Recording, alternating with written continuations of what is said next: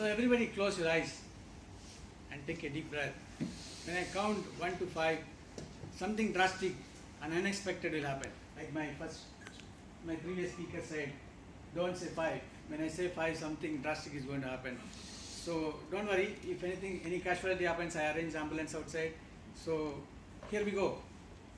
1, 2, 3, 4, 5.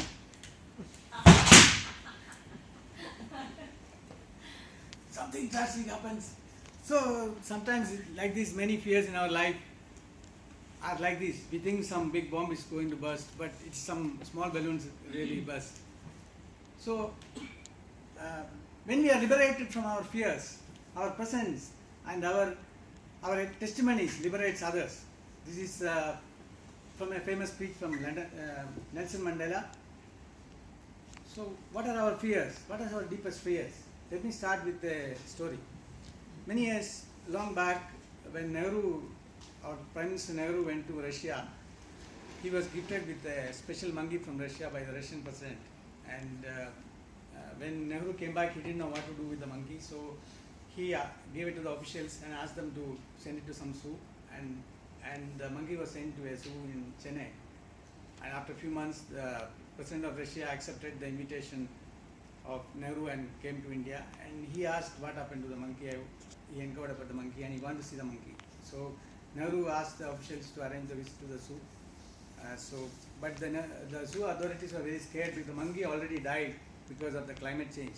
But anyway, the Prime Minister and the President is coming, so they arranged one person to pretend as a monkey, dressed like a monkey. And so when the Nehru and the Russian President came, the person who acted as a monkey acted well. He was jumping around, but out of the enthusiasm, he was jumping around. He slipped and fell into the lion's den, and the lion was approaching. He was really scared for his life, and he was breathless. He couldn't even scream. And then when the lion approached slowly, and the lion whispered in his ears, "Nantanaga Kupuswami." So this was another human being. He was playing his role. So what are our deepest fears in life? What are some of the fears? Whether it's a fear of future, whether we about the uncertainties of future, whether we are running late in life. Many of us in our corporate jobs, maybe we are worrying about our jobs and so on. So I want to tell some of my experiences. I had many of these fears, like common fears. So how I overcome these fears, I want to relate by telling some of my experiences. I was very studious in my school days, like till my 10th I used to get 80-90%. But when I went to college, for some reason I was a little laid back in my studies and didn't do that well. I'm from a middle class family, and my two elder brothers done exceedingly well in their studies and also in their careers. So I had some kind of inferiority complex. But by God's grace, I got into jobs in good companies, and really I was reasonably doing okay. And during the mid of my career, I wanted to study further, and I got an opportunity to study in IMB for 1-year program, and I thought it will boost my career. But as you know, the executive programs, all seniors, typically people are VPs or some directors and CEOs, all in that group. And I used to again compare myself. I am somebody at my age, they are VP and director and so on. And this problem was there, so I'm running late in life and so on. So after this program, I joined with two like-minded professionals, and we had an experiment of starting a company, a startup firm. And like you know, startup is always out of many thousands of startups happens every year, only 5% hardly succeed. So we had our failures, we had our problems, but like it is told, teamwork is the fuel of allows common people to attain uncommon results. Because of our interdependence, hard work, and our culture of fusion, we really had some successes. And through my contacts and efforts, the first 2 customers came through my contacts, and I really increased my confidence. And I interacted with the owners of the company, followed up for repeat work, and we used to get some small work. And startups, it will take time to really make or break. So I got back to a corporate job, And but it increased my confidence. It increased the fear that even if I don't have a fear of job now, even if I don't have a job, I am confident that I can go and work in a startup, in another corporate, and so on. So I overcome that fear. And also, I used to be a little bit scared of top people. I used to think they are superhumans. I used to approach them, maybe not like scared to interact with them. But then I started writing emails to very top people in the country, and because I don't have to really interact, send a mail, and then if they respond, it's fine. So I had a couple of experiences where during Anna Hazare's agitation, I wrote to somebody in the ruling party, very senior top people, and so I got opportunity to meet some top people in the country, like Rahul Gandhi, and then subsequently with Nandan Nilekani. I made presentations to them. I wrote some ideas how using technology, how can you address corruption. So I made presentations to them.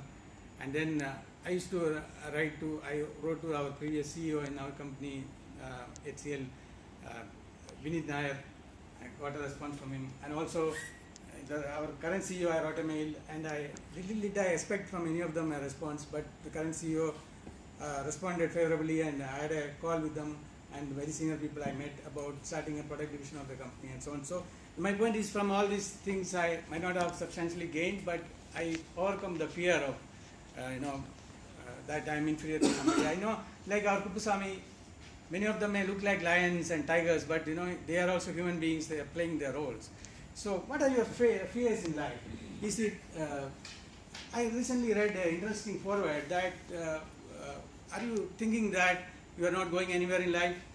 It seems that New York is 3 hours ahead of California, but California doesn't mean that California is slower than New York. It is there. It is in its own time zone. Like some person may become a CEO at 25 and he may die at 50, and someone may become a CEO and live till 90.